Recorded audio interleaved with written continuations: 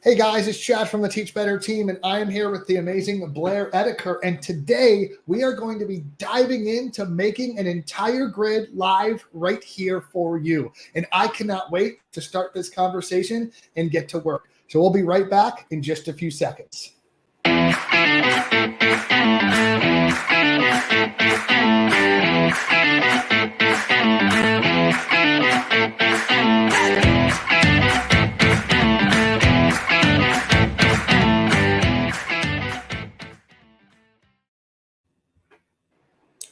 Blair, how are you this morning? I'm doing good. How are you? I am doing fantastic because I get to hang out with you for the next 60 minutes or so, and we get to build a grid, which is always super fun for me. And I hope it's fun for you too. But before we get into anything else, could you just give a quick introduction of where you're from, what you do, and kind of how you ended up on the screen? Hi, I'm Blair Edeker. I am a Midwestern girl, spent most of my life living here in Illinois. I am currently teaching fourth grade at a elementary school in my town, and previously taught junior high, which is kind of how I got connected with the Teach Better team. That is fantastic. So before we dive into the grid, I am going to be kind of sharing the screen and we're going to be digging into it. So I hope that you have access to that document so we can work through it together. Could you give me a quick background of like your experience with grid? Are you like a brand new griddy, or are you like, have you been doing it and you've been kind of tinkering with it? Like, where are you at in your process? And let me be clear, it's okay no matter where you are, because the people watching, whether it's now or on the replay, they're in a bunch of different places too. I've known about the grid for like 7 or 8 years. Ray actually first introduced me to it a long time ago, and I just never really took the jump until this school year. So I knew about it for a long time before I actually started trying it out. I've done a grid with my teaching partner, and we did it in social studies.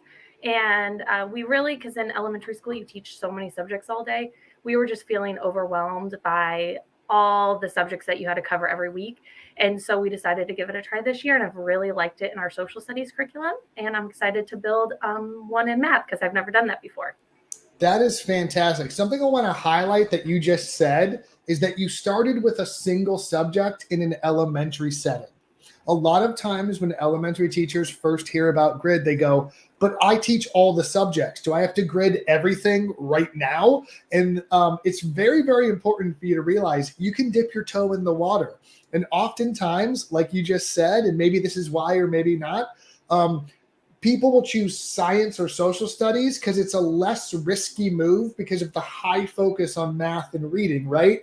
So if you could only get to social studies 2 or 3 times a week, it gives you that anchor to go back to, right? As opposed to like having to do that curriculum map with like religiously every single day. Is that accurate, or is that kind of what you were thinking when you started with social studies? That was exactly. Both of us don't get to hit social studies every day. And sometimes we get it for 20 minutes. Sometimes it's like 40 minutes. So we really felt like the grid was nice because we could pick up, and like the kids could pick up wherever they were the last time that we covered the topic. So it's really useful, I think, especially in those like lesser focus subjects, especially in the elementary grades, because it gives you that progression to kind of latch onto and anchor to when you have time to get to it. So instead of going, I'm going to do a random social studies lesson for the 20 minutes I have every other day, or kind of a random kind of tied in thing with literature because we have to do it that way, It gives you that high quality mastery based progression to link to. But I also love the fact that you worked out some of the kinks in social studies. And now today, we're actually going to be kind of bridging that gap into math, correct? Yes, fractions. All right. So I'm actually going to pull up this document. Before I do this, I do want to say hello. We have a bunch of amazing people. I see Sandra Weir, Stacy Benton. Great to see you coming in live. If you guys have questions or we can do anything, please let us know. This is supposed to be interactive, so feel free to give us your questions, comments, or smart remarks as you see fit. So I am going to pull up the document, which Blair, over her holiday break, by the way, has so kindly started to work on already. I'm going to pull this up. Blair, can you give me a quick thumbs up if you also have access to it so you can kind of type in there? Fantastic. So I'm going to add it to the stream.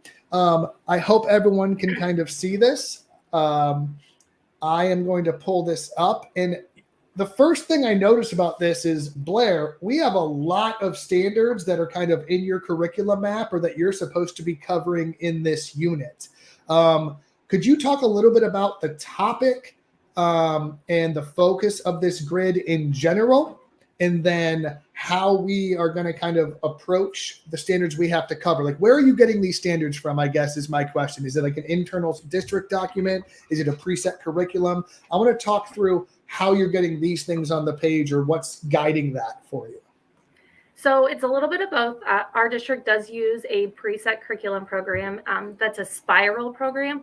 So there's a lot of standards that are introduced in like unit 1 and then not really expected to have mastery until units 5, 6, 7, or 8. So that's where some of those priority and supporting standards came from that you can see kind of on the screen right now. And then our district also has us revisiting priority standards that we are expected to like report on for the kids to families. And some of those ones are going to be on the unit assessment, and they might be touched on in some of like the games that the curriculum suggests, but those later ones are supposed to be more like retaught in groups based on previous data that we have from kids. Gotcha. So this is actually a really common thing. I'm sorry, I'm trying to like organize this so it's a little easier for everyone to see here. And my screen's being a little laggy. So one thing I want to kind of highlight here is that there's a lot of standards here that are coming from various places, right? Some of them are things you need to focus on right now. Some are things you've covered before or maybe you've already mastered. Some of them are spiraling standards that you don't need to teach to mastery yet, but you need to continue to cover. Is that a fair assessment? Yes. So the big concepts on this one that are new that the kids haven't really seen before are adding and subtracting fractions and kind of expressing fractions with that like denominators of 10 or 100 as equivalent fractions so that they can add or subtract them. So that's the new standards. But then some of those ones that are highlighted in yellow are topics that we've covered in previous chapters, but are getting revisited and now getting closer to mastery with the kids. I love it. So here's something I'm going to give everyone permission to think through or just do when you're designing a grid. Just because you have standards listed doesn't mean you have to have a target for every one of these standards or 4 targets at every DOK level for every one of these standards. We need to decide what is the focus of this grid. And because Blair is such a rock star, she has all this broken down already. But as a teacher, you might not. You might have to kind of do some of this work on your own, or you might have it broken down for you. But what I'm seeing in Blair, I need you to kind of fight me if I'm wrong on this, okay? So like feel free to push back, is those first 2, the understanding of fraction and the expressing a fraction with a denominator and everything that follows, those to me are going to be our focus standards, what we really want to build the breadth of this progression on. Is that fairly accurate? I would definitely agree. And the way the lessons broke down in our unit on our curriculum, most of them focus on these 2 skills. So as we continue our conversation, those are the 2 that I really want to focus on as we build our grid, as we build our progression. This is really critical because as a teacher, you might be super overwhelmed if you're looking at all this right now and going, I can't make a single grid for all these standards. It's too much, right? It's super overwhelming. However, if we just look at these top 2, it becomes much more manageable. Then what we do is we say, okay, 4G3, recognize a line of symmetry, and solving multi-step word problems, those can be embedded in the work, in the learning that's happening in the grid. The supporting concepts can be additionally embedded into the learning or into the work that is being done, but it doesn't have to be the focus of what we are measuring.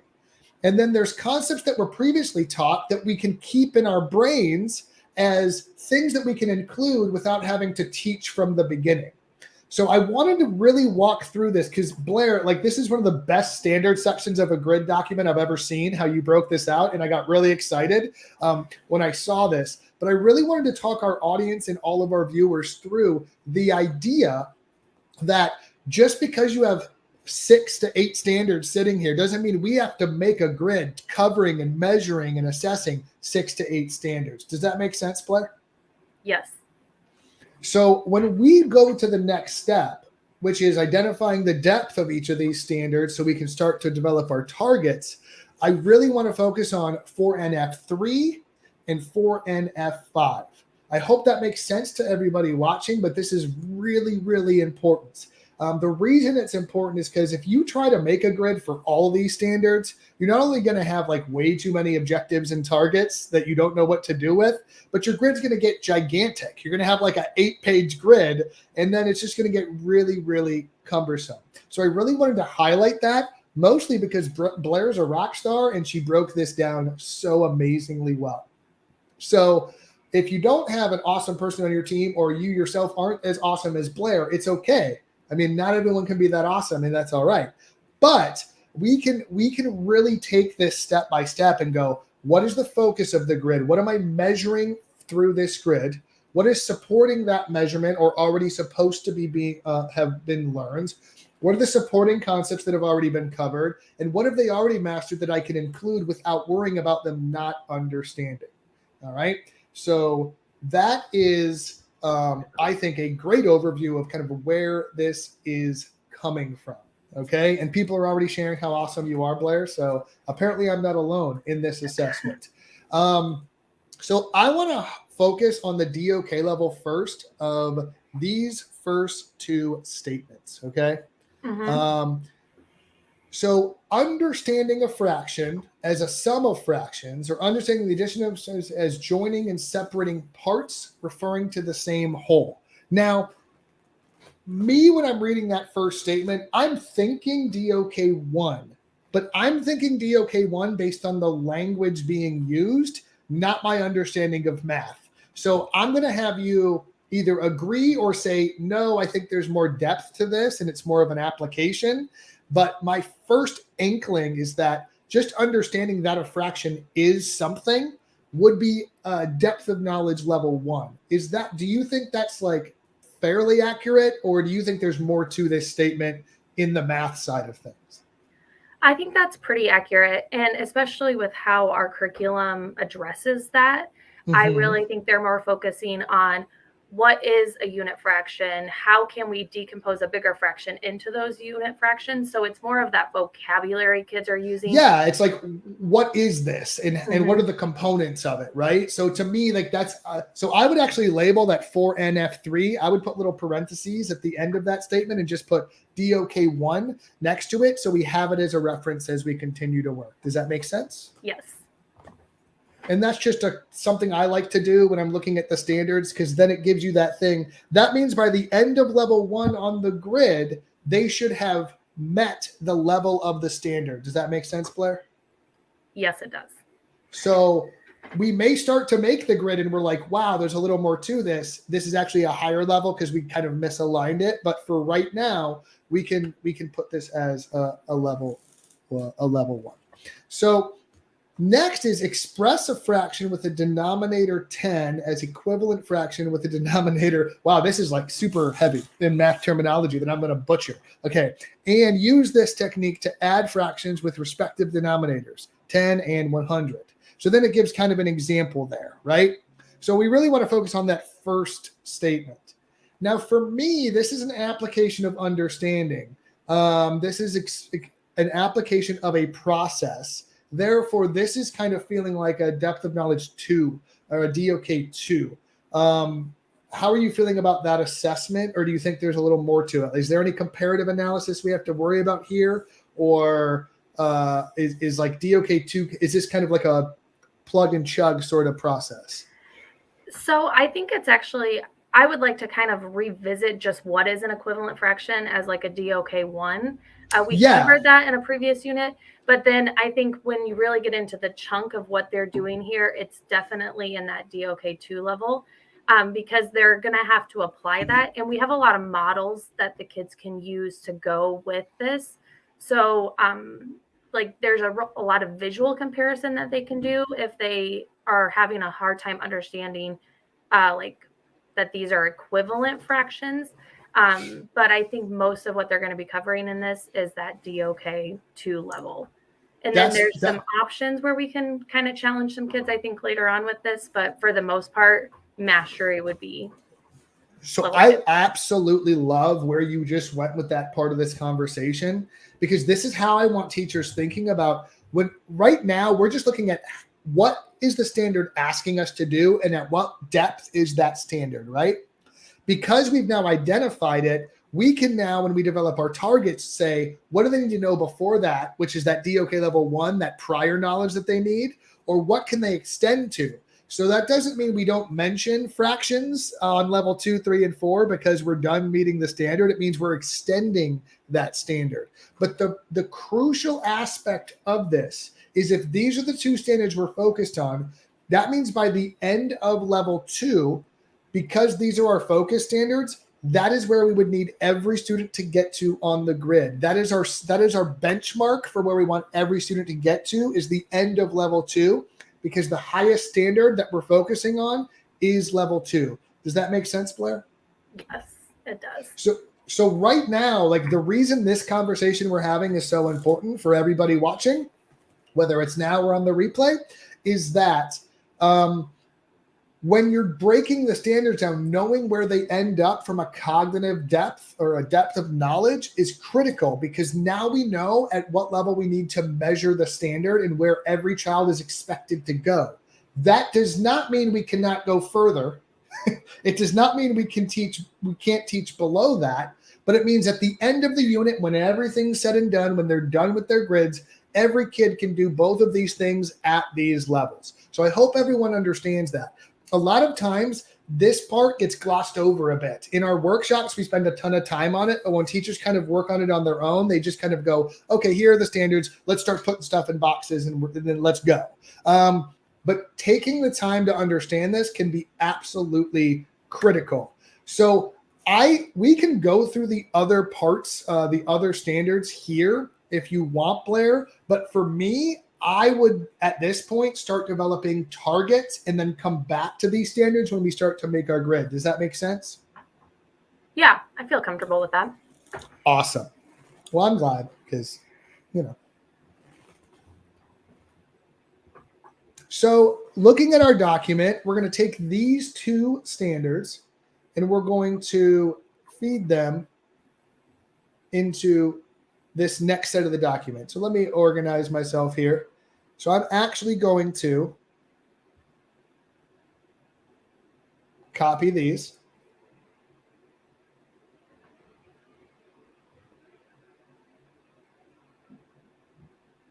And this is just for reference, so we have them. And we can put these right here. So when we're working on our standards, I think working on 4NF3 makes the most sense. So maybe what we can do just to help, we could either make a copy of this, like this breakdown, or what we do is we just go 4NF3, you know what I mean? And then we say, what's our first, what are our targets on this? And then we can do that same thing when we do the next thing. Does that make sense? Yeah. You can format this, whatever is going to be useful for you. But if we put the level there, at least then we know which targets are for which of these standards.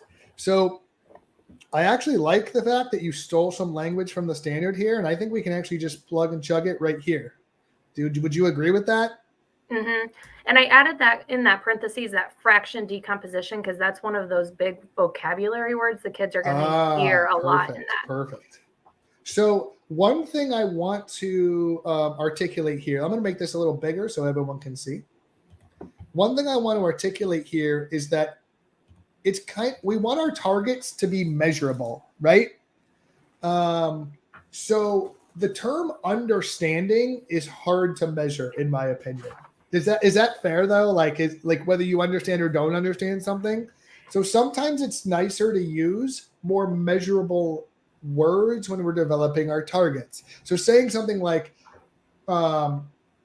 students can identify or define or articulate like a specific aspect of this is sometimes a little bit better than just saying you can understand, because there are multiple levels of understanding. But if we clearly say, I need them to be able to identify the relationship between fractions and their sums or something like that, it's a much more measurable outcome. Does that make sense, Blair? Yes. So do you think we could reword this to be more measurable or less broad than just using the term understand? Because I could understand this kinda and meet this standard, or I can understand this really well and meet this standard. But so what are they understanding? I think they should be able to explain that like a unit fraction is a fraction with 1 in the numerator. And maybe if given, some options, identify or point out which fractions are unit fractions, and maybe which ones would could they even break down? Could they decompose a fraction into its unit fractions? So I'm hearing at least 2 separate targets for this statement. I would, yeah, that's so. Let's type some of that out. If do you have access to the document? Yep. Or do you need me? Okay. So I think we can keep this up here and then delete it once we're done. But I think the 2 things you just said, what are they identifying? What are they labeling or? Because so here's sorry, go ahead. So identify unit fractions as fractions with 1 in the numerator. Love it. So that's a really so one thing I want to highlight here is about how awesome you're doing right now is that is a very simple statement you can measure with a set of questions, right? You can give them 3 or 4 examples that assesses that specific target, and you can say you either have it or you don't, right? Versus the broader understand fractions, so on and so forth. And then I think also if I gave them the second one is decompose fractions. So if I gave them 3/4, could they break that down into 1/4 plus 1/4 plus 1/4? Even if we didn't I would need to think about if it needs to always be unit fractions, because they could also do 1/4 plus 2/4 to show that you can. So you put, that's a good point. So decompose a fraction into the sum of unit fractions. Is that do they know what decomposition is yet though? That is definitely a vocabulary word we would need to cover with them. So and make sure they understand what that means. So is identifying the steps of fraction decomposition also something we need to put here? Yeah. So I would actually put that in between those 2. Okay. The amazing Dave Schmitto in the comments also said that states tend to use the terms summarize, explain, or show in their assessments of understanding. So if you're ever looking for a word instead of, understand, using summarize, explain, show, or like we did, identify, or giving those actions is going to be super, super helpful. Always appreciate the help from Dave Schmitto. He's fantastic. So I actually feel really good about that. So I would actually be okay. Do you think if they can do all 3 of these things, they've met that larger statement above? Yes. So let's delete the larger statement, possibly, unless you want to keep it there as reference. That's up to you. That's totally your call. I'm good with deleting it. All right, cool. So then let's keep the standard identifier there, just so we know that which standard that these are focused on.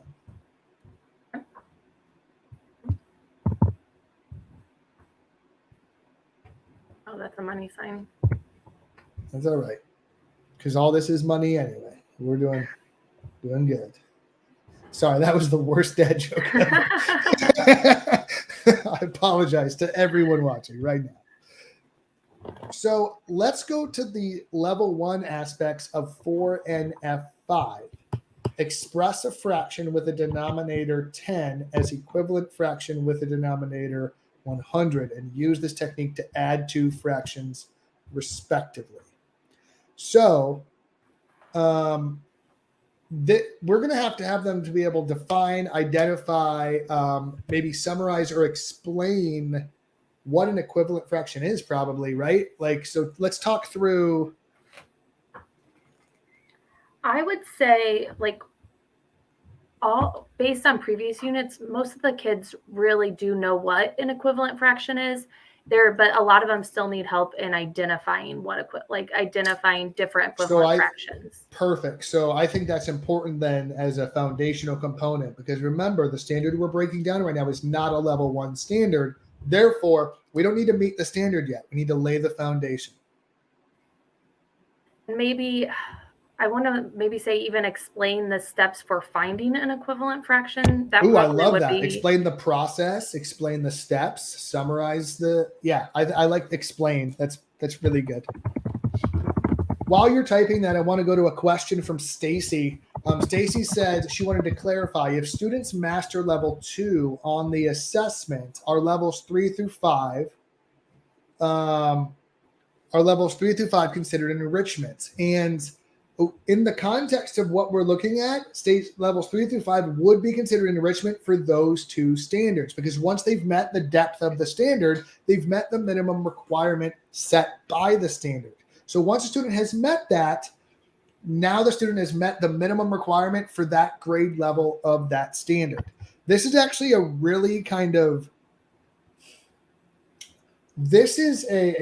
really common question that comes up in workshops as well. And they say, well, so what does that mean for the grade, right? If they get to level 2 on this grid and they meet the standard, what does that mean for the grade for the student? And I don't want to open up the can of worms of grading, because that could make this be a 3-hour session, okay? However, what we need to think about is, what does meeting the standards for a unit mean in terms of a grade, right? So how does that represented and shared with stakeholders? Because most times people will try to measure a grid all the way through level 5. And then even though a student met the standard, now they have a low grade because they're measuring all of it versus measuring to the standard and then seeing the extension as enrichment. So when we think about providing accurate feedback for the standards, we are using and saying, if everyone gets done with level 2, they have met the standard. What that means for your grade is up to you. It is 100% up to you. Sometimes people go, hey, if you meet the standard, that's an A. Some people go, if you meet the standard, that's a B, or it's a 75, or an 80, or a 90. That is your decision, and I can give my 2 cents on all of that, but this is not the conversation for that. I just want to be clear that the reason it's important is we need to be okay telling a student, if you've gotten here, you've met the standard, and then we internally need to know what that means. We need to know what that means to us as educators and how we need to articulate that to the student, to other stakeholders, to parents, and everyone else, which is where the grading aspect comes in. Does that make sense, Blair? Yes. Anything you want to add to that? No. That's okay. I get excited. I apologize. So if I get off on tangents, you just pull me right back in, okay? So are there any other aspects for DOK level 1, or do you think this is pretty set? So let's look at our totality. So if a student finishes level 1 of your grid and can do all of these things, are they kind of good to go, or is there anything else they need to kind of lay as a foundation? As I'm looking at both of them, the only thing I'm really thinking about is as they get into those higher DOK levels, we might look at some mixed numbers. And I feel like that might be something we should go back and actually add under NF3, is maybe just like students can, I don't want to say explain, but working with mixed numbers is so different for kids at 4th grade level than it is working with just regular, like, proper fractions. So I do feel like I need to revisit that before we get into those higher DOK levels, because it's something that could play a role as they start. So let me ask you this, and you can tell me if I'm right, wrong, or way off base here. Are mixed numbers directly referenced in the standard we are trying to achieve for NF3? It could be, because it doesn't, like fraction AB could be like 8/4, and that because like fraction AB isn't written as a mixed number. If it was like A, B, C, then it would be a mixed number format. But to me, like, I'm not seeing this as mixed number format, but I could be misinterpreting. I'm not a math expert, right? So I'm going to lean on you whether mixed numbers should be included at the standard level or as an extension at like level 3. We could encroach or open up this topic and go, hey, all that stuff you mastered at level 1, maybe we open that up in level 2 or level 3, but we don't need the student to understand it right now at this level of the standard. Does that make sense? Yeah, it does. Maybe let's talk about improper fractions, because I do feel like improper fractions could be in that A-B format. Gotcha. And then so maybe. Yeah, that's a great point, because you could have like 6/2 or something like that. You know what I mean? Like, or whatever. So I think improper fractions is the way to go, because that could follow the format stated by the standard. And this, once again, I love that we're having this conversation. And I know it's a little bit of the nuts and bolts and behind the scenes. And some of you are just screaming right now, why are they putting things in boxes yet? Trust me, us having this conversation is going to make all of that way easier, right? This is really where the analysis comes in. But I also want to be clear that like us understanding this before we move forward is critical to making that progression as good as it needs to be. Because if we start skipping ahead without having these conversations, we tend to oversimplify things or miss things or leave gaps. And people are saying we want to jump into box filling. So let's kind of talk through the rest of this. Maybe what we're going to do, because these standards go to level 2, Blair, is let's build level 2 targets and then go to the grid building, because we're going to run out of time if we do all the levels. And then if you would want, you can then go back and we can fill out if we get there. Fair enough? I'm good with that. Because our audience is clamoring for putting some stuff in boxes, I want to give them what they want. So let's look at level 2. Now remember, just as a reminder, NF3 technically has already been met, right? It's already been met. So we are extending beyond level 3. So like Blair said, now is when we might extend or apply the knowledge from level 1 to level 2. And then after level 2, you might be done with that standard. They might fully understand it. They've extended it and we might be done. Whereas NF5 might be able to extend to level 3 very purposefully, where it's a little bit more valid. I hope that makes sense and I didn't muddle that up too much. But looking at level 2, let's look at our 4 NF3 stuff. Oh no, I'm messing stuff up. I apologize. You can fix all my errors when we get off this live, okay? So let's look at NF3. What are the extensions from that you think are going to be pertinent to their learning in this progression? So I went back to our curriculum document, because I realized I only pasted in like A, which was understand addition and subtraction. But later on, they do have like for B and C, like add and subtract mixed numbers with like denominators. So there's your mixed numbers. Yep. So, yep, and that would also be application. So that would actually raise the total value. Wouldn't you agree to level 2 of that standard? Yes, I actually would, as I'm looking at like later parts of that standard. Now, those are things you would normally cover in this unit too, correct? Probably. And since I was doing work over break, I just probably forgot to paste them all in. No. You're perfectly fine. So this is a situation where you'd go, oh, I need to add these into the targets of level 2, but We would also want to go back to our first step, add those statements in, and then identify the DOK levels of each of those substatements. We don't need to do all that right here, but those are just notes I want you to have in the back of your head as you continue working. So why don't we add those components of the mixed number stuff under the 4NF3 at DOK level 2? Because I think being able to solve, add, subtract using the mixed numbers does make sense. And to your point, this also allows us to identify and understand, or not understand, sorry, explain the components of mixed numbers fair game for level 1 like you originally wanted to. Because I think you subconsciously knew that was required for those substandards. I would agree. So go ahead. Sorry. Looking at the DOK2 number levels, I would say like I think that adding, subtracting, solving, like all of that stuff would be application to me. I would agree. So yeah, I think we should put in like add. Oh. Don't be shy. This is a safe space.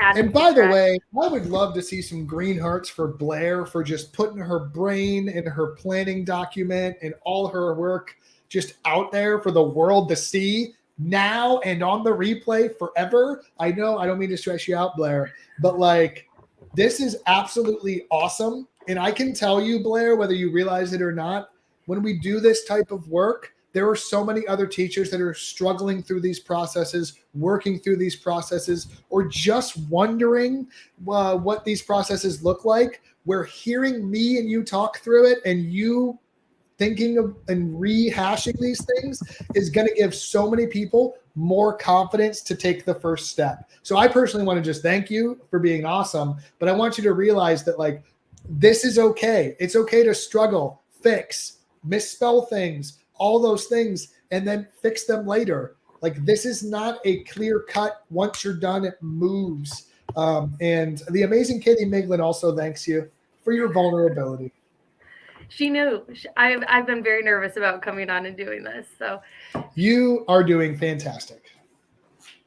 Well, thank you. It's nice to get to talk it out with people who are familiar with the grid, not just with the content. Yeah, absolutely. Absolutely. So are there any other components of NF3 that we need to consider here? Or does that kind of cover it? It might just cover it because I think that kind of hits the other things that you mentioned. The only other one I was going to add was that solving word problems or number stories with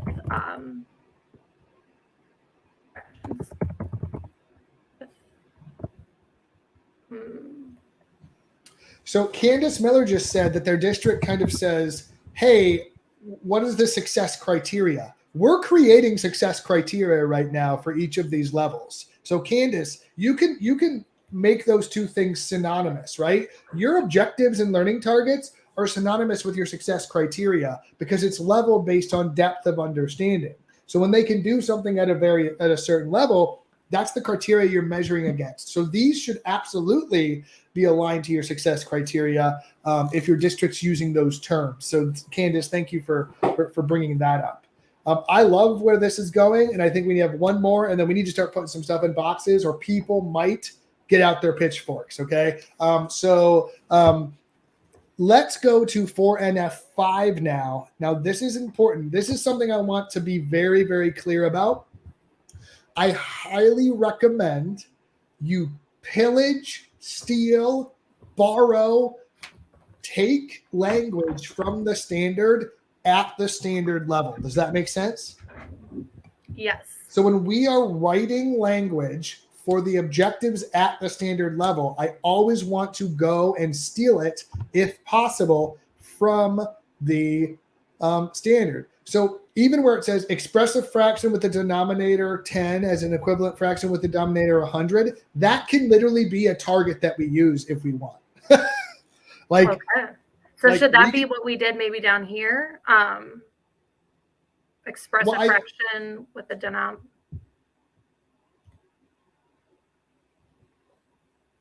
I don't know. Well, explaining the steps and actually doing the steps are two separate things. Me knowing the steps and me Okay. executing the steps are two different cognitive processes. Does that make sense? Yes. So like I can explain how to swim to someone. Okay, you move your arms like this, but it doesn't mean I can swim and apply those things, which to me is like the equivalent of I can read a lot and know the steps to how to swim, but it doesn't mean I'm going to be able to float in the water. You know? Like you can know things, identify and define things all day, but applying is a separate skill, which is where depth of knowledge becomes super useful, right? Because them being able to say first is this step, next is this step, versus them doing steps 1 and 2 to solve are two different tiers. And it's helpful to break that down because a student might be able to tell you the steps, but not be able to do the steps. So now you know where their weakness is. Yes, that's a good point. That's how I feel in the kitchen all the time. I know what Food Network told me to do, and I can explain it. That is absolutely into the right. food I make isn't always there. That's brilliant. I'm stealing that for my next workshop. Right? I know the steps to make a flambe, but it keeps sinking in the whatever. I don't know. My fire alarm keeps going off. Oh, that's fantastic. That is fantastic. All right. Anything else we need to add here before we kind of move on? No, because I'm looking, I feel like, yeah, using that vocabulary made that really quick work to get those two kind of statements done. Every once in a while, blind squirrels find nuts too. Sometimes I have good tips on how to make grids. It happens, every once in a blue moon. From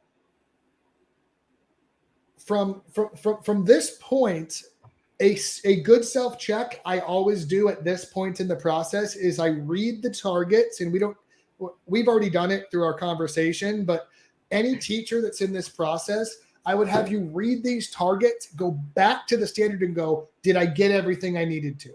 Right? Like, did I hit all the aspects of the standard? Because if you're missing anything and it's not in your objectives or your targets, you're going to miss those things when you design your grid. So what I would do right now, Blair, kind of while I'm talking, is I'd copy these and put them into the DOK levels on the left side of the grid. Can you do that for me?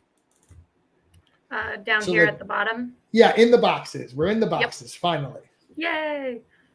Well, so there is a step in between that I want to talk about while you do that. So if you want to kind of format the grid a bit and just kind of plug and chug those things in, I want to talk about developing these mastery questions. So you can skip you don't need to do it here yet. That's okay. So I would go all the way down, Blair, to the actual grid document. Does that make sense? The grid drafting space. But Blair did help me out by putting that in there. So the next thing I will have you do in this process, and I'm going to talk about this while you kind of get the grid set up. Is that okay? Okay. Well, so really quick, should I, does each box have a target? Or do I put all those level 1 targets that we came up with on the left-hand side? Put all the level 1 targets under the word target. Okay. So you just put all level 1 in level 1, all level 2 in level 2. Does that make sense? Yep. And you can use bullets or change the font or whatever you need to do to make it look pretty for you. Katie will tell you, I don't need things to look pretty.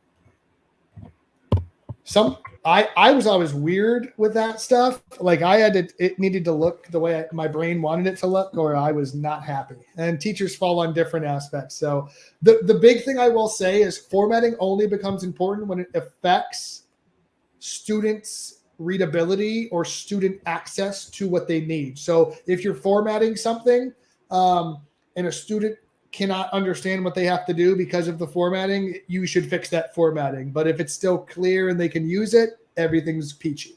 The other thing I want to be clear about is we talked a lot about standards and we're about to talk about mastery questions. Students don't need to see all this. They only need to see the grid. Does that make sense? So when we print this, I don't need to print all 3 of these pages or all 3 of these sections for every student. My principal might want to see it for walkthroughs or evaluations or what have you. But so you having it's really, really critical.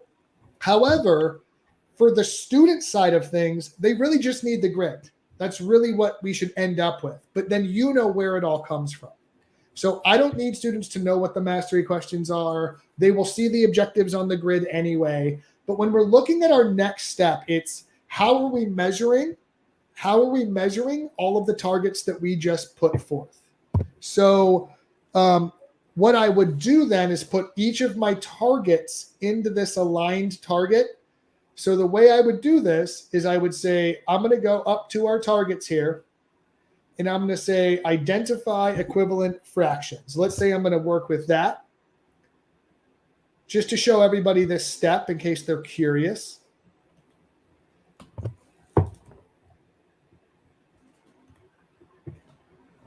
So identify equivalent fractions, DOK1. So then I'm going to put some DOK1 questions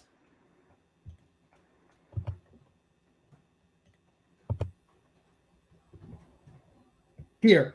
So I would say, what type of problems, questions, anything like am I going to put here that measure this outcome? So especially with math, what tends to happen is people go, hey, like I just have a certain question type I need them to be able to solve, right? It's not really a large question. So you could easily say, in this section, you might say something like, be able to solve X, X over Y equals something, right?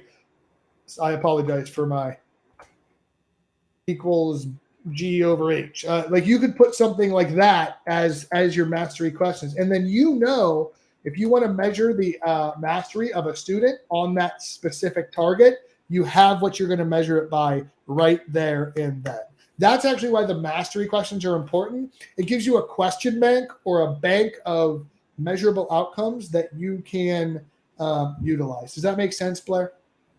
Yeah. You can also link quizzes here if you want to. Like if you have a quiz that you use, you could literally just link it next to it, and then you know which quizzes measure which targets.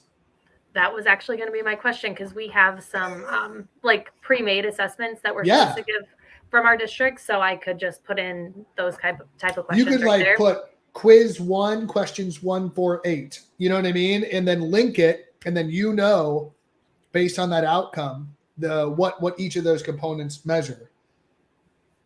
That is perfect. Yeah, that makes that a lot faster, since that's something our district's already created and asked us to use. I also think this opens up the conversation about mastery as a whole, because an assessment shouldn't be measured based on the task of completing the assessment. That assessment might cover multiple targets or multiple objectives, right? Mm-hmm. So from that standpoint, you might have a question with an assessment with 10 questions, but 3 of them measure target 1, 3 of them measure target 2, and 4 of them measure another target, right? So you can actually then go, well, you have mastered 1 of these targets, but still working on 2 of these targets. And people are making fun of my math skills already. I appreciate that. I never said I was good at math, people. All right? I never said it. So this is awesome. So we have our targets put into the grid. Obviously, you can change the formatting as much as you want. But now we are going to start putting activities in here. So Blair, you have mentioned your curriculum multiple times.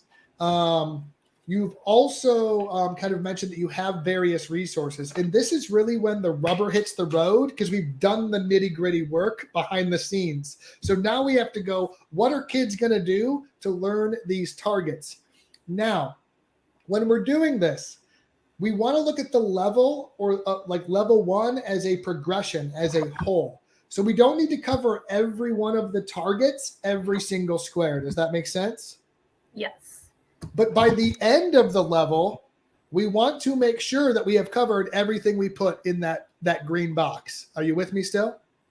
Mm-hmm. So our first box might only cover 1 or 2 of those statements, but our second box might cover 3 or 4.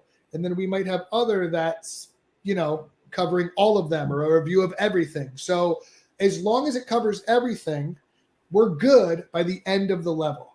Does that all make sense so far? Mm-hmm. With that in mind, I also want to be super clear to anybody watching that you can add or take away boxes if you need to. Just because there's 5 boxes on this level does not mean that we have to have 5 activities. We might need 6, but we might also only need 4. Does that make sense? So this is a flexible document. So feel free to merge cells, add cells, adjust the document as needed. I want to be super clear about that. So when we are developing these, I normally suggest titling it something like 1A, 1B, 1C. Does that make sense? Yes.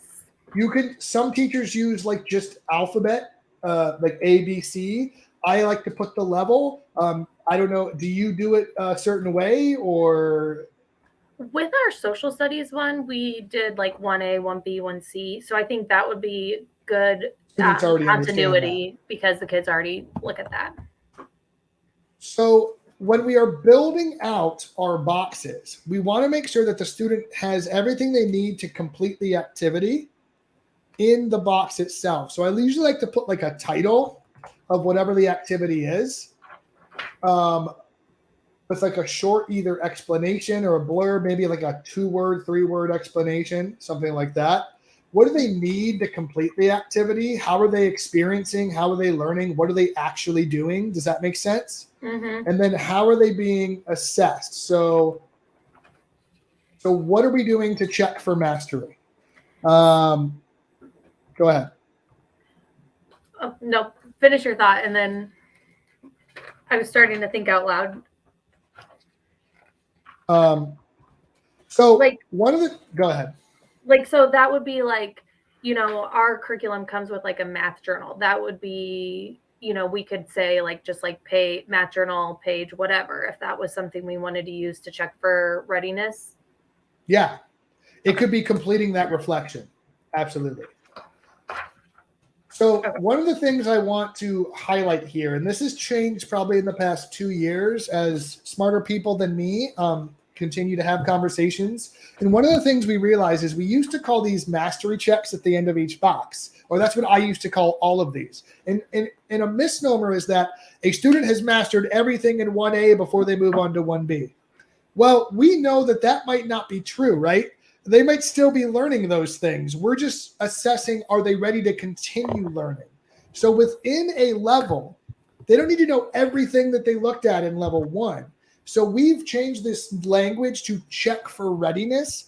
And that means, are you ready to continue learning? And normally that's seen as an 80% or higher of understanding on a given task. That's an arbitrary number, but really what you need to do is when they finish 1A on this grid, are they ready to do 1B? Can they carry that knowledge over? If they are, you can give them a stamp and say good luck. If they aren't, you can reassess, reteach, or give additional instruction. Does that make sense? Yes.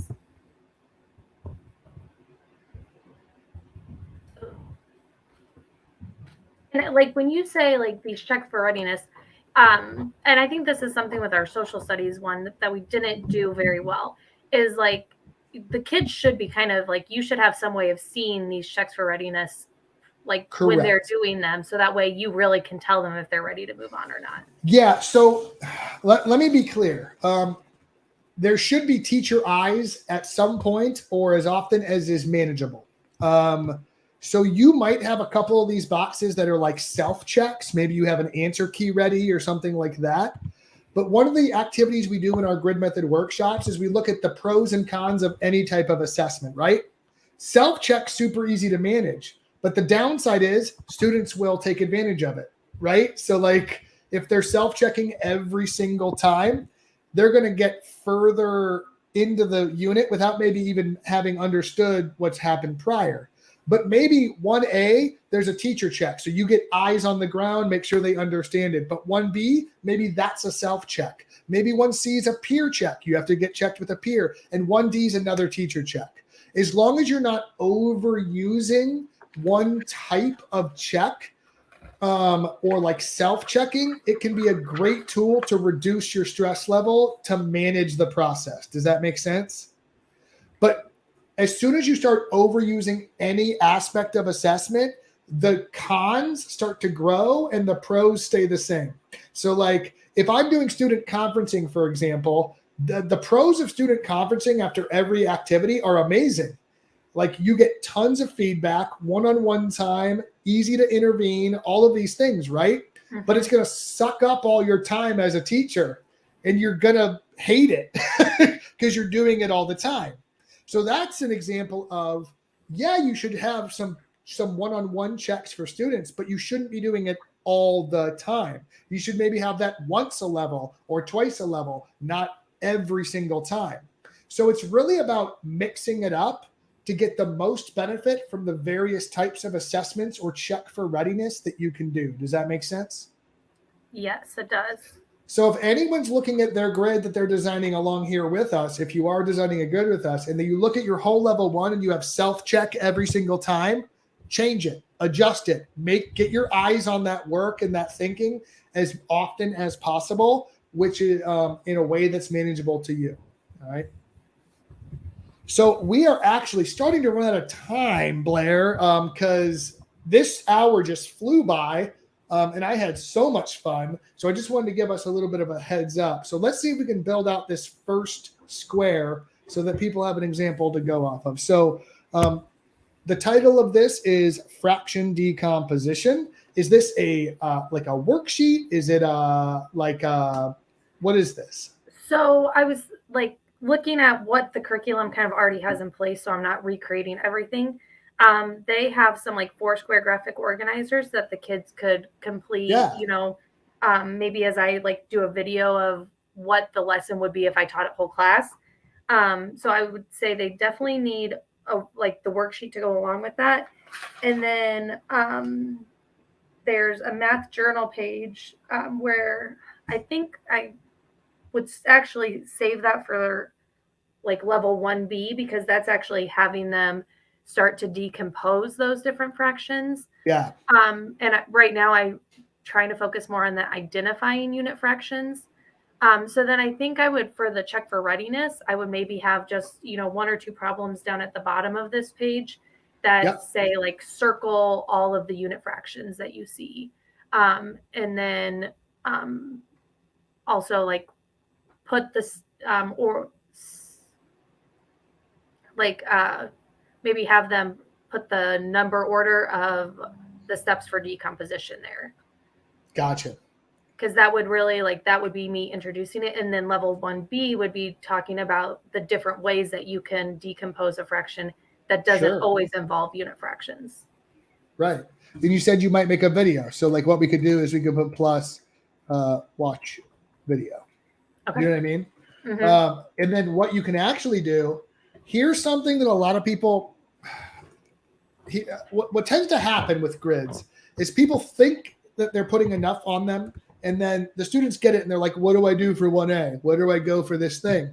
So like I would always view questions that students can ask as potential unlocked doors. And I want to lock as many doors as possible before they can even open them. So let's say you post something in Google Classroom, like the video. You might say, watch video, post it in Google Classroom, right? Something like that, or Schoology, or whatever your LMS you're using is. But then what I would do is link the video on the grid. So now if they're looking at the grid, that allows you to there's no excuse for why they can't find the video they're supposed to watch, because they will try. They'll try to figure out ways that they can't do it. But I would just try to give as many access points to what they need to do as possible. Does that make sense? Yes. And I mean, if you're a 4th grader, you just click on the wrong video and are confused why none of the questions make sense. Which is why if you link it here, they can't mess that up. You would think but it's amazing. In these social studies videos, there's a couple that they're like, this doesn't match, but they're getting better at it. It's definitely a process for them. Absolutely. Well, Blair, I could actually sit here for another 4 hours and work on you with this, but sadly, we are out of time. So we did get to put some stuff in boxes. I'm excited because people were asking for that. And I think we talked through it enough to where they're kind of understanding what goes where and why. If not, let us know in the comments. Absolutely. So I'm going to take this off the screen and just put our smiling faces back up here. What are some parting thoughts you have? First of all, thank you. You're amazing. And this was fantastic. I think you have a great handle on your content, your standards, and what your kids need, which just means you're probably an amazing educator. So I truly appreciate that. More importantly, though, I want to thank you for your willingness to kind of put yourself out there and kind of struggle through this.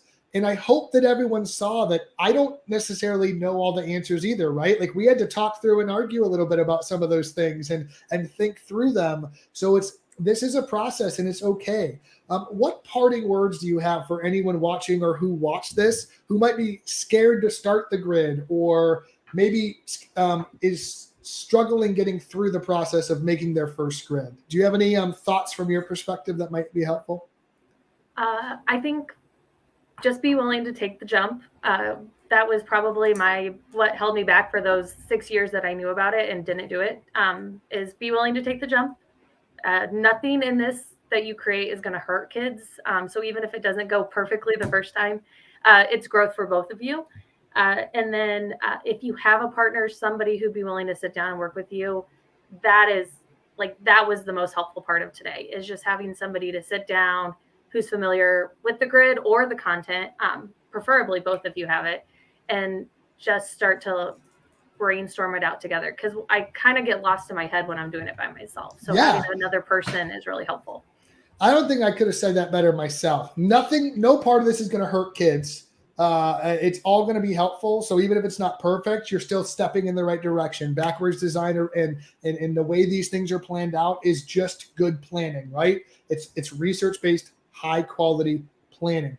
As Brad just said, it's about progress, not perfection. The other thing I love is that you said you don't have to do it alone. Not only do you have the entire Teach Better Army behind you and able to reach out in any of these networks or avenues that we have, but like you have your colleagues that you can work together with too. So that is absolutely amazing advice, and I couldn't have said it better myself. So I want to thank Blair, and I want to remind everybody that we are going to be back here tomorrow, same bat time, same bat channel at 10 Eastern, and we're going to be talking about how to manage the grid. And you're going to get a full hour of me talking through how do you manage all this? How do you keep it straight? How do you stay sane while you run the grid? I can't wait to be back for that. Right now, I want to thank you again, Blair. Have an amazing day and an amazing rest of your break. To everybody watching, stay awesome, and we'll see you tomorrow.